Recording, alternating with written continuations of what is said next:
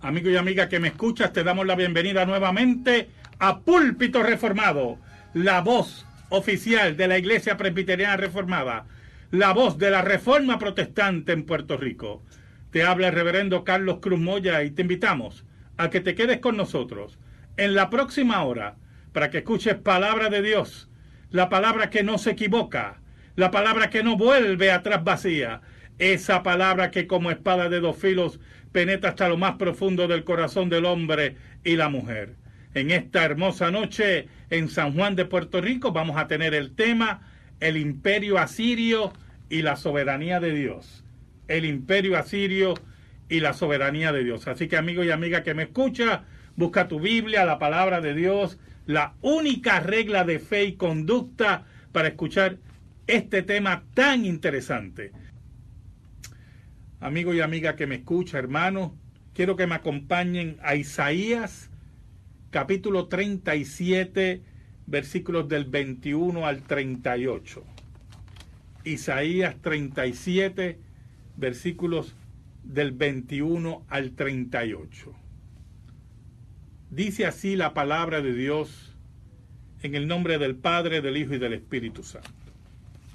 Entonces Isaías, hijo de Amós, envió a decir a Ezequías: así ha dicho Jehová Dios de Israel, acerca de lo que me rogaste sobre Sennacherib, rey de Asiria. Estas son las palabras que Jehová habló contra él. La Virgen, hija de Sión, te menosprecia, te escarnece, detrás de ti mueve su cabeza la hija de Jerusalén. ¿A quién vituperaste y a quién blasfemaste? ¿Contra quién has alzado tu voz y levantado tus ojos en alto? Contra el Santo de Israel. Por mano de tu siervo has vituperado al Señor y dijiste: con la multitud de mis carros subiré a las alturas de los montes, a las laderas del Líbano. Cortaré sus altos cedros, sus cipreses escogidos. Llegaré hasta sus más elevadas cumbres, al bosque de sus feraces campos. Yo cavé y bebí las aguas, y con las pisadas de mis pies secaré todos los ríos de Egipto. ¿No has oído decir que desde tiempos antiguos yo lo hice, que desde los días de la antigüedad lo tengo ideado, y ahora lo he hecho venir, y tú serás para reducir las ciudades fortificadas a montones de escombros? Sus moradores fueron de corto poder, fueron acobardados y confusos, fueron como hierba del campo y hortaliza verde, como heno de los terrados que antes de sazón se seca. He conocido tu condición, tu salida y tu entrada y tu furor contra mí, porque contra mí te airaste y tu arrogancia ha subido a mis oídos. Pondré pues mi garfio en tu nariz y mi freno en tus labios, y te haré volver por el camino por donde viniste. Y esto te será por señal: comeréis este año lo que nace de suyo, y el año segundo lo que nace de suyo, y el año tercero sembraréis y segaréis y plantaréis viñas y comeréis su fruto. Y lo que hubiste quedado de la casa de Judá y lo que hubiere escapado volverá a echar raíz abajo y dará fruto arriba. Porque de Jerusalén saldrá un remanente, y del monte de Sión los que se salven. El celo de Jehová de los ejércitos hará esto. Por tanto, así dice Jehová acerca del rey de Asiria: no entrará en esta ciudad, ni arrojará saeta en ella. No vendrá delante de ella con escudo, ni levantará contra ella baluarte. Por el camino que vino volverá, y no entrará en esta ciudad, dice Jehová. Porque yo ampararé a esta ciudad para salvarla, por amor de mí mismo y por amor de David mi siervo. Y salió el ángel de Jehová y mató a 185,000 en el campamento de los asirios. Y cuando se levantaron por la mañana, he aquí que todo eran cuerpos de muertos. Entonces Sennacherib, rey de Asiria, se fue e hizo su morada en Nínive. Y aconteció que mientras adoraba en el templo de Zimrot, su dios, sus hijos, Adramelech y Sarecer, le mataron a espada. Y huyeron a la tierra de Ararat, y reinó en su lugar Esar-Adón, su hijo. Los asirios, hermanos, era un imperio increíblemente poderoso, prácticamente una máquina de moler carne. Y habían decidido no solamente las conquistas que habían llevado a cabo en diferentes pueblos, habían decidido también quedarse con Jerusalén, destruir el reinado de Ezequías. Por lo tanto, cuando rodean a Jerusalén y se ponen, envían sus emisarios, ¿verdad?, sus mensajeros, para decirle a Ezequías que se rinda, que ellos habían destruido diferentes pueblos.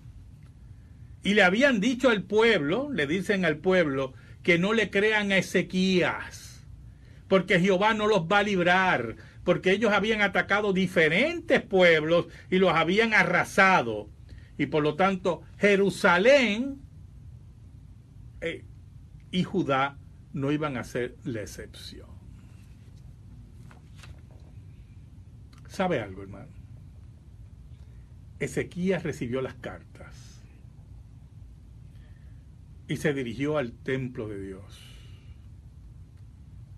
Y allí dice la Biblia que expuso las cartas delante de Jehová. Era la hora de la crisis. Era la hora de hablarle a Dios. Era la hora de depender de Dios.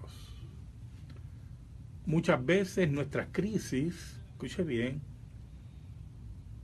lo que Dios nos invita es a orar.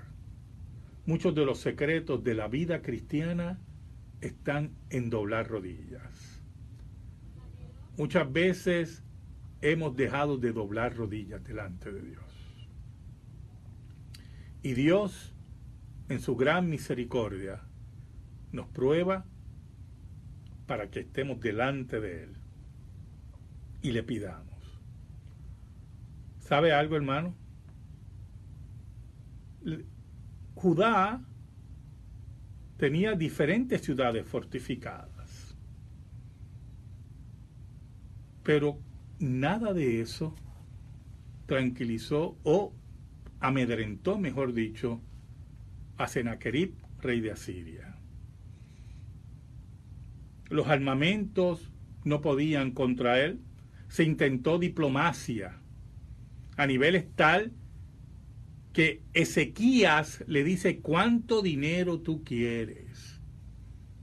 Le dice Ezequías: ¿cuánto tú quieres?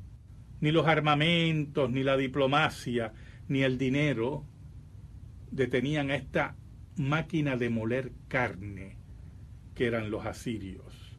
Los asirios tenían una costumbre, hermano, de que cuando conquistaban a un pueblo hacían montañas de cabezas.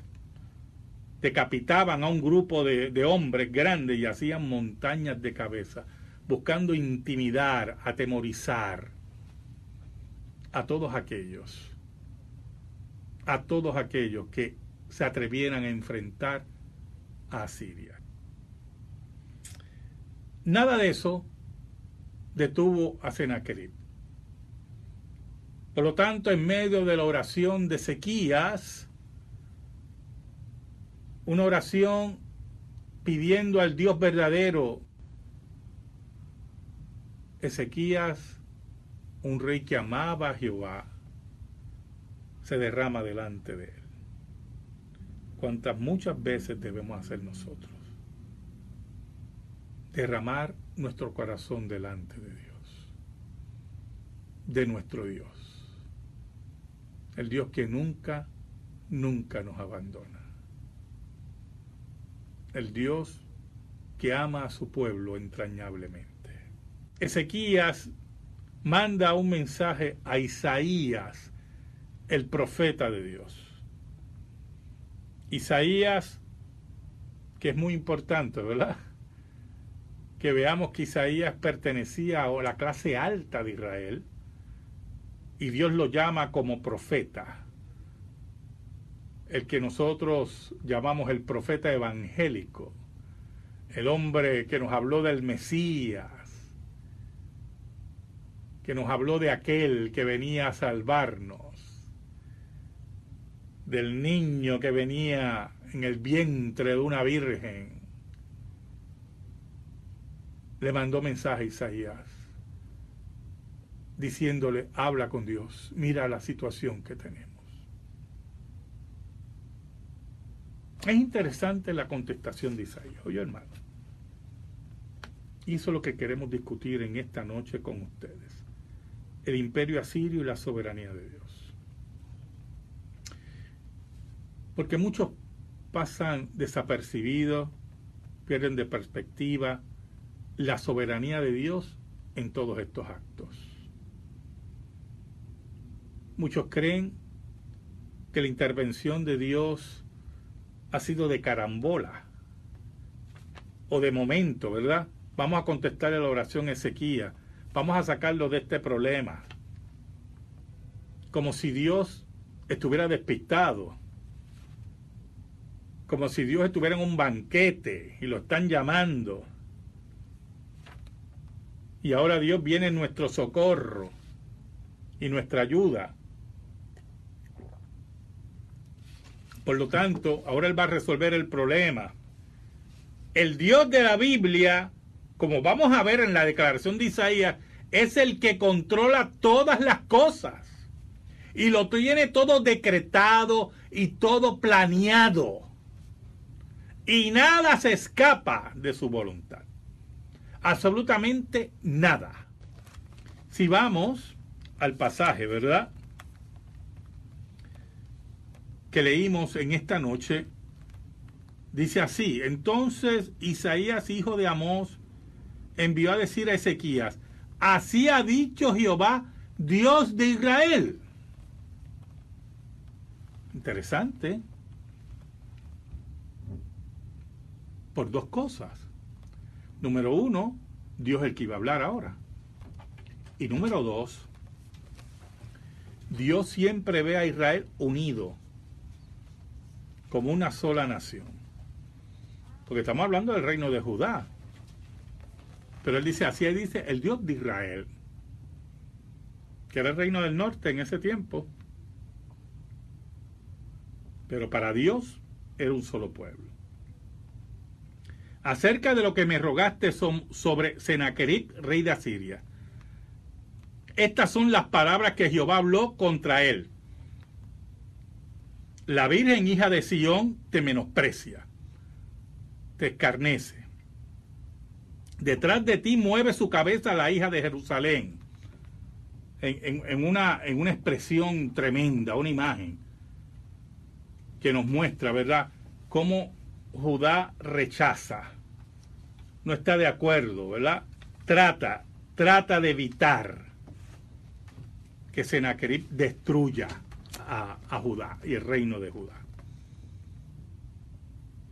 Pero entonces Dios le dice, le informa a Ezequías el mensaje que llevan a Sennacherib, y dice en el versículo 23: ¿a quién vituperaste y a quién blasfemaste? ¿Contra quién has alzado tu voz y levantado tus ojos en alto? Contra el Santo de Israel. No te confundas, Asiria, le está diciendo, no te confundas. No estás atacando a Jerusalén, no estás atacando a Ezequías, no estás atacando a naciones débiles. Tú te has rebelado y has blasfemado al Santo de Israel, al Dios verdadero, al que controla todas las cosas. Tú te has equivocado, le está diciendo Dios. Tú te has equivocado. Y añade: por mano de tu siervo has vituperado al Señor y dijiste, con la multitud de mis carros subiré a las alturas de los montes, a las laderas del Líbano, cortaré sus altos cedros, sus cipreses escogidos, llegaré hasta sus más elevadas cumbres, al bosque de sus feraces campos. Yo cabí y bebí las aguas, y con las pisadas de mis pies secaré todos los ríos de Egipto. Mira qué interesante, ¿verdad? Sennacherib había dicho lo que voy a hacer, porque nadie me va a detener. Si yo acabé con Egipto y acabé con estos pueblos, ¿qué será Jerusalén para mí? Yo voy a subir allí por mi voluntad, dice Sennacherib, y por mi plan militar, y voy a acabar con este reino. La clave aquí, hermanos, es el versículo 26, y me interesa mucho que usted me atienda bien ahora en el versículo 26. Muy importante. Dice, mire cómo dice Dios, mire cómo Dios le dice a Sennacherib: ¿no has oído decir que desde tiempos antiguos yo lo hice, que desde los días de la antigüedad lo tengo ideado, y ahora lo he hecho venir, y tú serás para reducir las ciudades fortificadas a montones de escombros? El versículo 27 dice: sus moradores fueron de corto poder, fueron acobardados y confusos, fueron como hierba del campo y hortaliza verde, como heno de terrado que antes de sazón se seca. He conocido tu condición, tu salida y tu entrada y tu furor contra mí. ¿Sabes lo que Dios le está diciendo, hermano? ¿Tú te crees que tú estás aquí por tu voluntad? ¿Tú te crees que tú vas a entrar aquí porque tienes el mejor plan militar? ¿Tú no entiendes que yo fui el que ideé esto? Yo fui el que escribí esto. Yo fui el que decreté que llegaras aquí. Mire, en la Nueva Traducción Viviente, quiero leérselo en la Nueva Traducción Viviente, que lo dice más claro aún. Mire cómo dice la Nueva Traducción Viviente, en una forma magistral.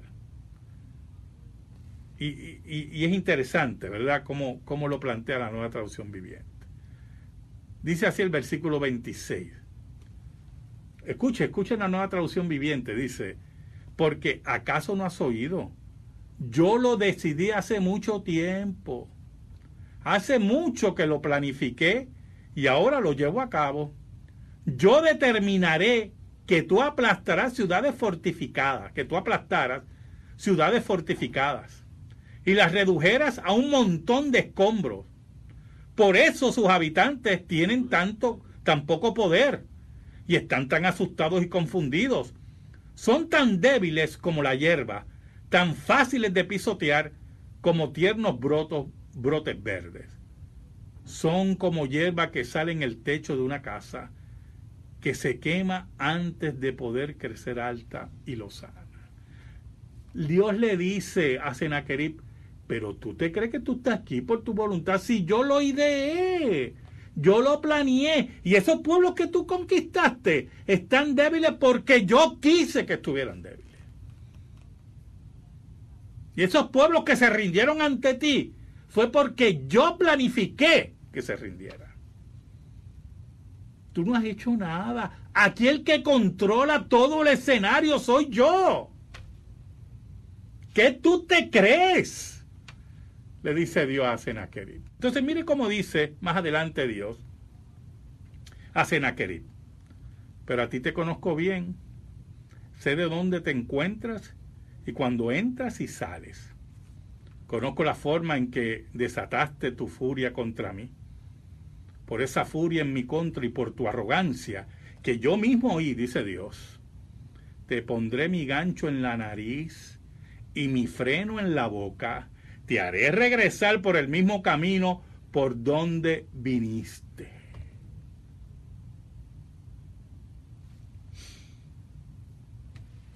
¿Sabe algo, hermano? El reto que enfrentaba Ezequías era algo terrible. Como dije anteriormente, los asirios, el imperio asirio, era una máquina de moler carne. Ezequías no iba a poder enfrentarlo. Pero el error que comete Sennacherib dentro del gran plan de Dios, el cual Dios controla, y su decreto, era que su pecaminosidad era de arrogancia y orgullo, Y no solamente atacó al reino de Judá, sino también atacó al Dios de Israel. De ahí cometió el más grave error de su vida. El Dios verdadero se cansó de Sennacherib y decidió destruir a ese pueblo. Pero ¿cómo Dios lo hizo? ¿Sabes? Nosotros algunas veces enfrentamos problemas del tamaño de la invasión de Asirio. ¿Oyó? Muchas veces enfrentamos ese problema. Pero problemas serios. Ahí es que Dios nos invita a doblar rodillas, a esperar en Él, a descubrir su voluntad por medio de la oración. Vamos a pasar a la noticia religiosa. Tengo una noticia aquí bien interesante, que muchos oyeron de esta noticia. La pasaron por diferentes lugares, incluyendo el Facebook, sobre un pastor en África, un payaso y ladrón. Oiga, dice que resucitó un muerto. Y muchas personas, muchas veces muy crédulas, creyeron esa payasada. Pues mire, la noticia dice, de noticiascristianas.org, dice, informe afirma que una iglesia pagó a personas por falsos milagros. ¿Usted me está oyendo, hermano?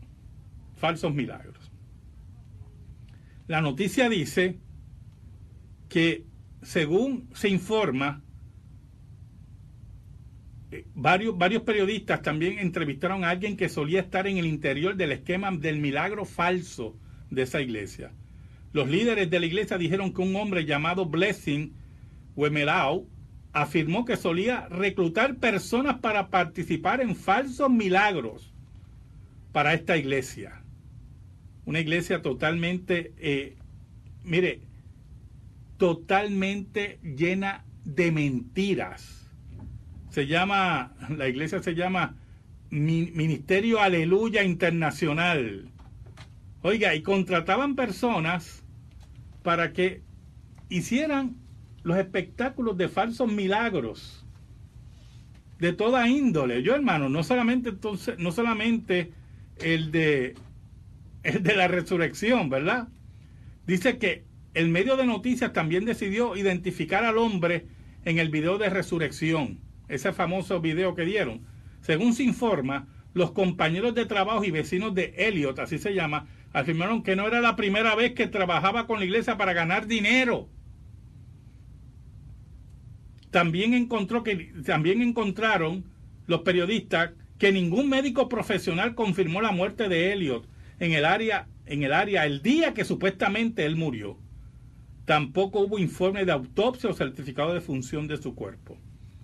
El obispo Paul Burring, de la Iglesia Metodista de África del Sur, dijo a los líderes de la iglesia que estaba horrorizado por las acciones de esta iglesia, que se llama, vuelvo a repetir, Ministerio Aleluya Internacional.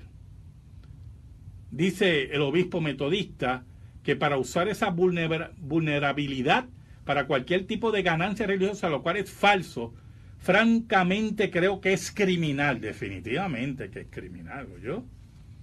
Esta iglesita mantiene su inocencia a pesar de las pruebas presentadas por los periodistas. Un portavoz del Ministerio Aleluya Internacional, se llama Busi Gaka, dijo a los periodistas que era ridículo que la gente creía que los milagros se habían organizado. Gaka dice, entonces cualquiera puede alegar que los milagros que vemos, ya sea en la iglesia o en la calle, se organizan o se le paga a la gente. Creo que eso es ridículo, totalmente ridículo. Ya hay unas denuncias contra esta iglesia por falsos milagros. Oiga, qué cosa tremenda. El pastor que fingió resucitar a un muerto. Es importante que entendamos que todos estos engañadores en África, hemos visto que han proliferado muchos engañadores. Muchos engañadores. Gente que quiere aprovecharse de la ignorancia de los seres humanos.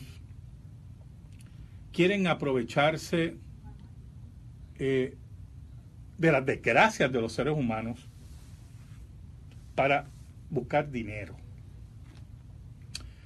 para enriquecerse. Y este caballero, este charlatán, que en las redes sociales puso un video que resucitaba un muerto, es una de las epítomes sobre este tema. Jim Jones lo hacía en el templo del pueblo, esas falsificaciones de tumores cancerosos, que la gente botaba por la boca, de gente que no podía caminar y caminaba. Mire, todo eso era mentira, un espectáculo que terminó en la desgracia terrible de Guyana. Nosotros tenemos que estar siempre muy atentos solamente a la Escritura, hermano. La única regla de fe y conducta, la palabra de Dios. Y evitar que estos charlatanes, oiga, se queden con la mentalidad del pueblo. Mire, charlatanes que deben ser erradicados por la predicación del Evangelio.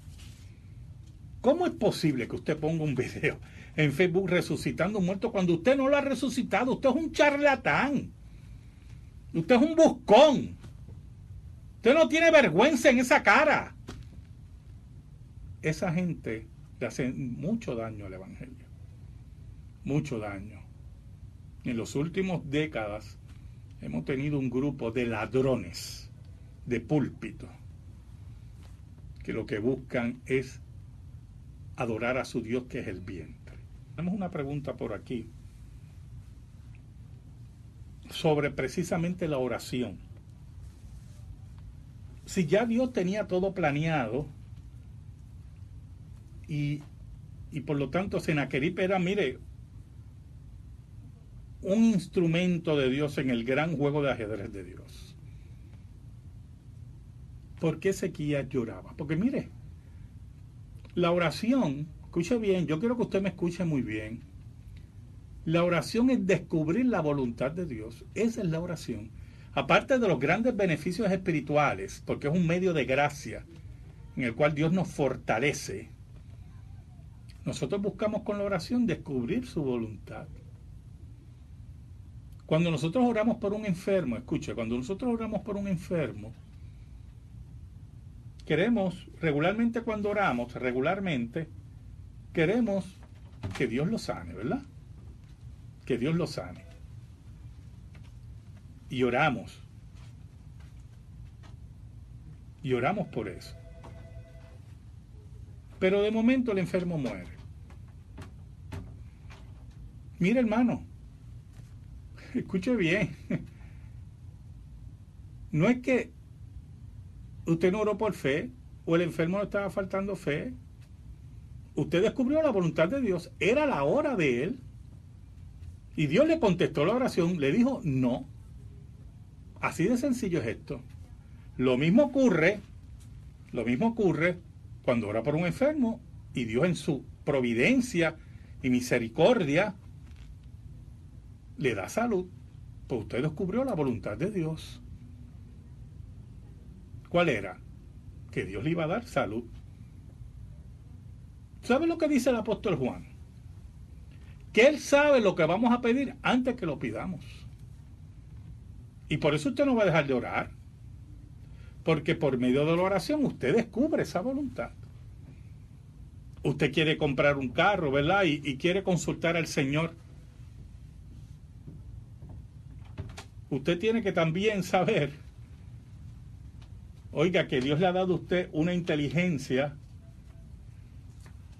Me dicen que hay una musiquita de fondo. ¿Oyeron?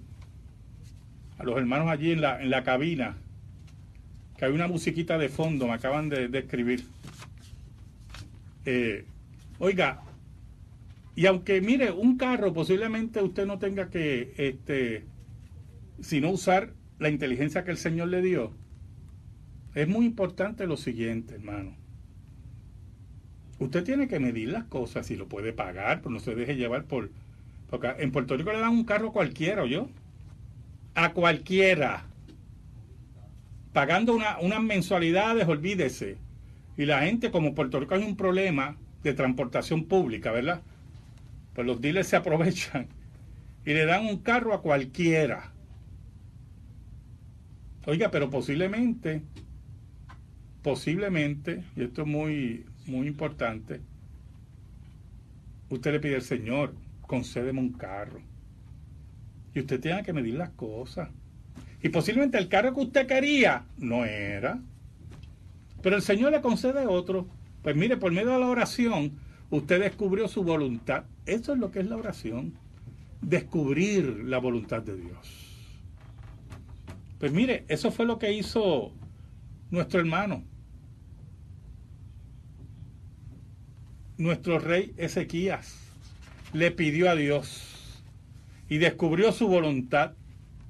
Y Dios estaba airado contra Senaquerib, porque Senaquerib era un orgulloso, un soberbio, y se creía que con su fuerza y sus ejércitos y su intimidación imperialista derrotaba a los pueblos. ¡Ay, qué triste para él! Mire cómo Dios le dice. Oiga, esto es muy importante. Vamos a leerlo en el versículo 33 del capítulo 37 de Isaías.